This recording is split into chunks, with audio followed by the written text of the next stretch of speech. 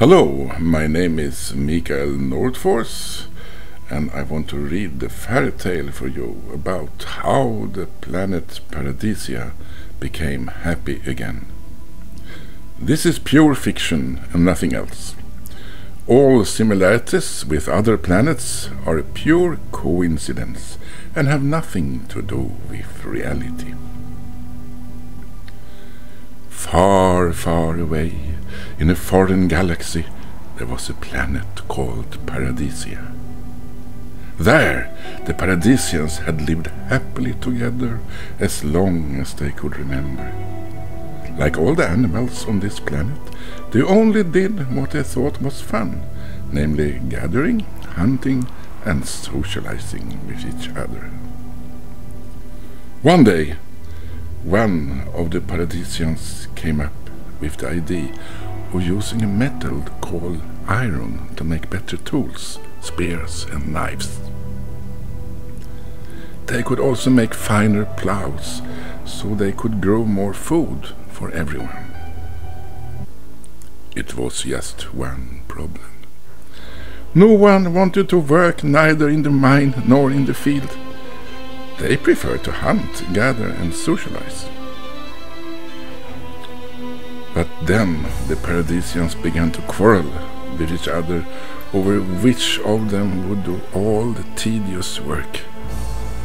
The planet Paradisia was no longer a paradise. Then a Paradisian called Masterianus came up with a brilliant idea.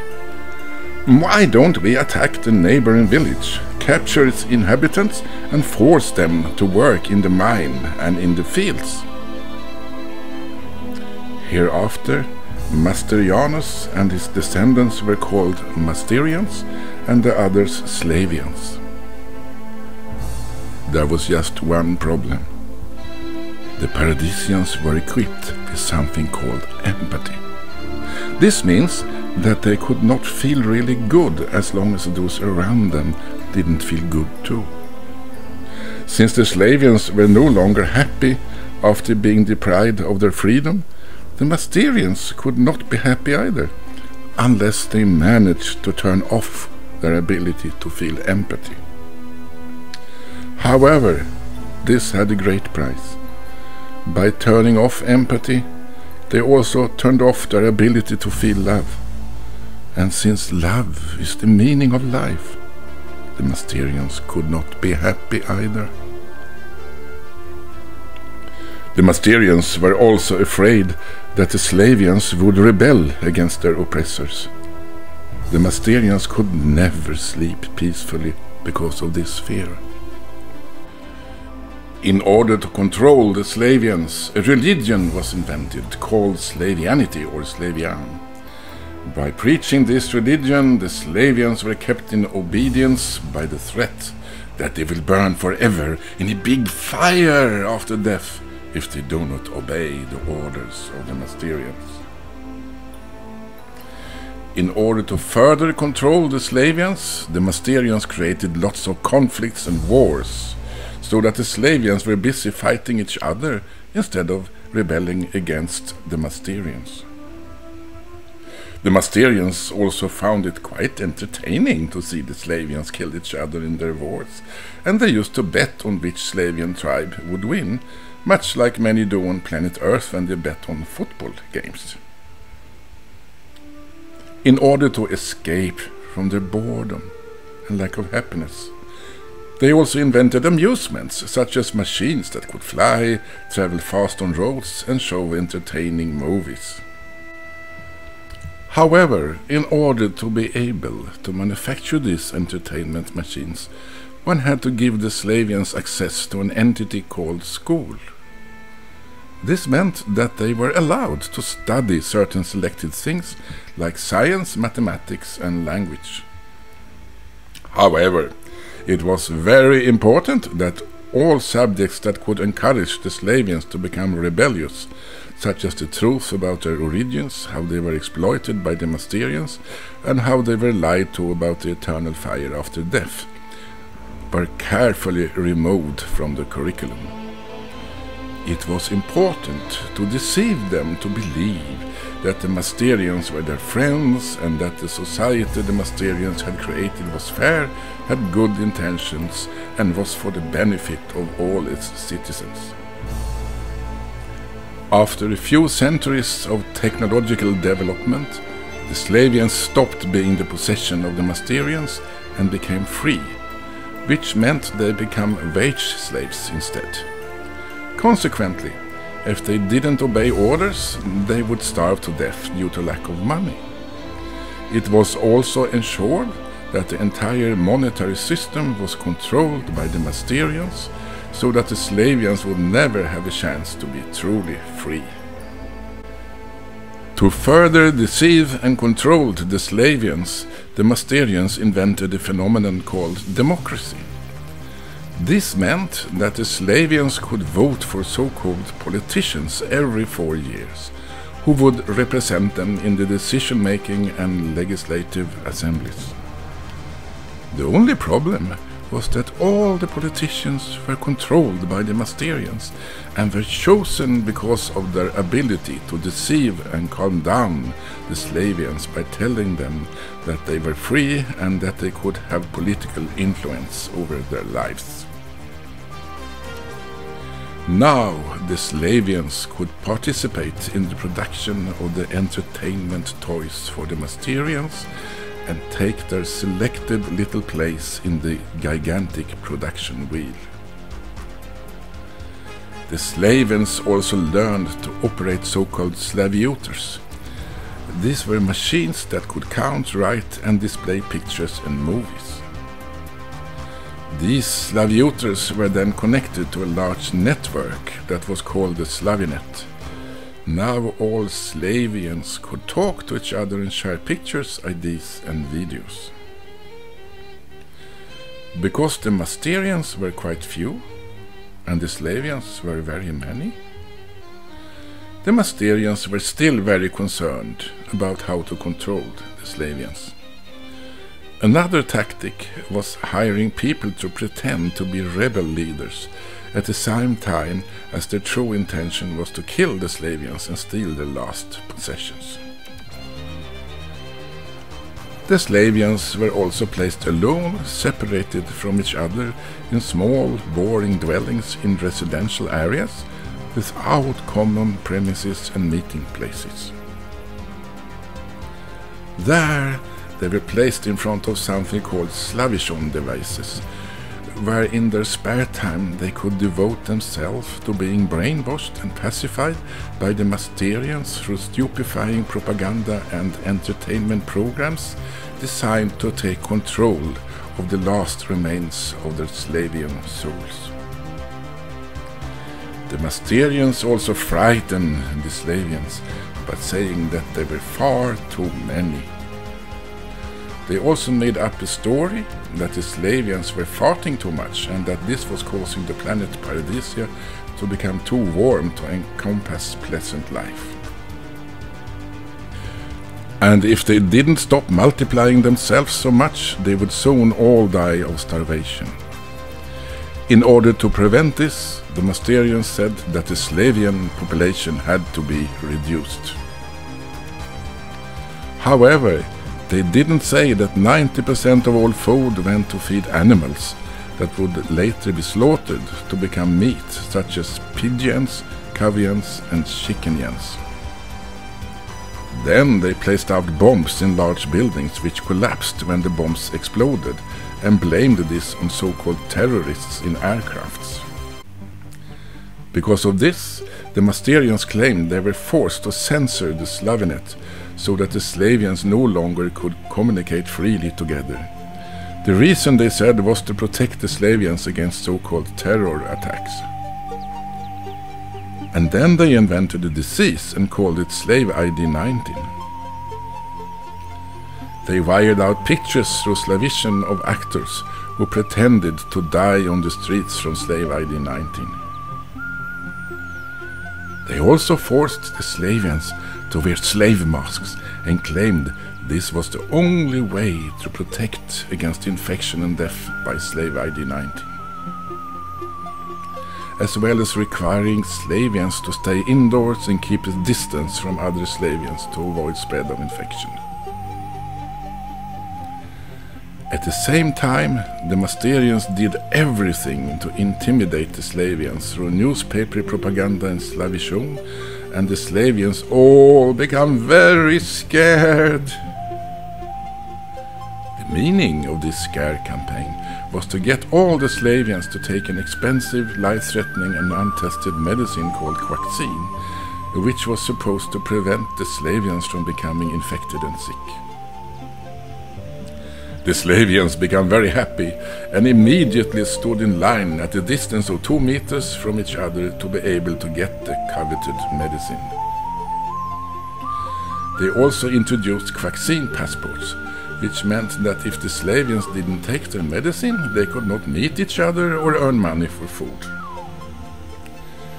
But the Slavians died like flies, even though they had taken the quaxines. The Masterians claimed in Slavishon and their newspapers that this was due to new variants of slave ID 19, though the truth was that it was the quaxine that killed the Slavians. The Masterians had been smart enough to let just 5% of the quaxine batches be dangerous. This meant that most of the Slavians could tell their friends that they had taken 3 doses of the quaxine without problems, so there was no reason to worry about it. In this way, only a small part of the Slavians were killed after each new dose of the quaxine, and they didn't discover how lethal it was.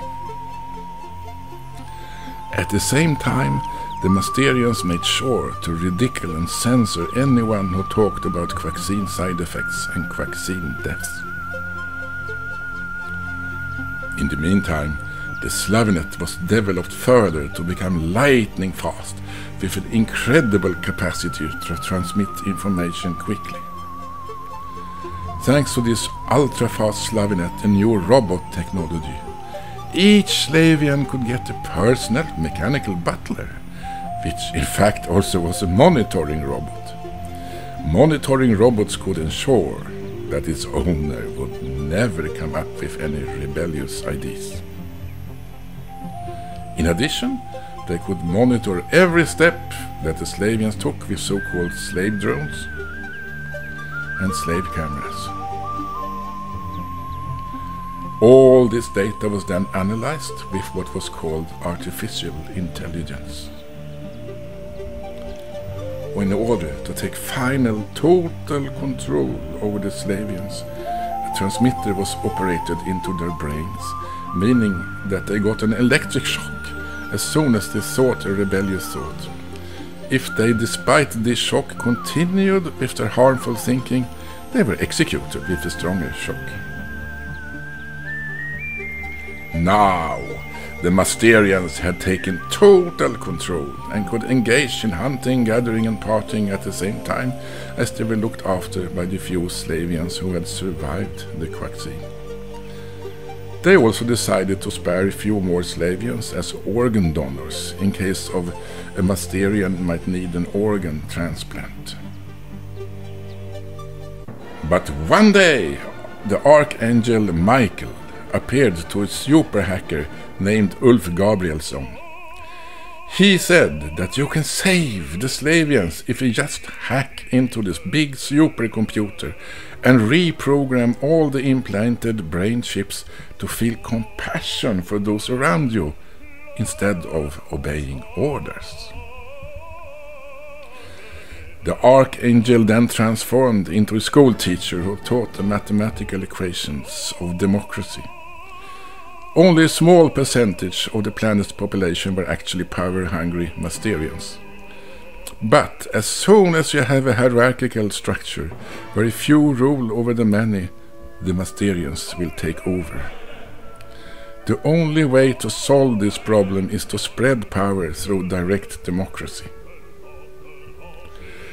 Direct democracy requires knowledge, freedom of expression, and respect for human rights.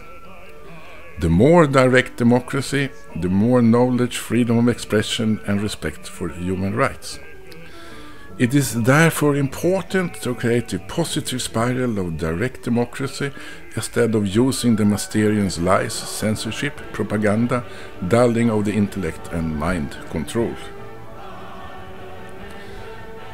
Ulf Gabrielsen immediately started hacking, and after only a few days of programming, he managed to make all the Slavians wake up from their brainwashed nightmares as if by a miracle.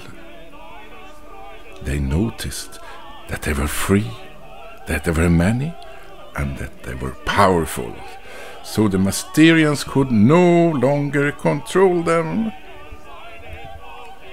Instead of artificial intelligence, a system was created where everyone could synchronize their wishes and thoughts from the bottom up. This was called collective intelligence and was based on direct democracy.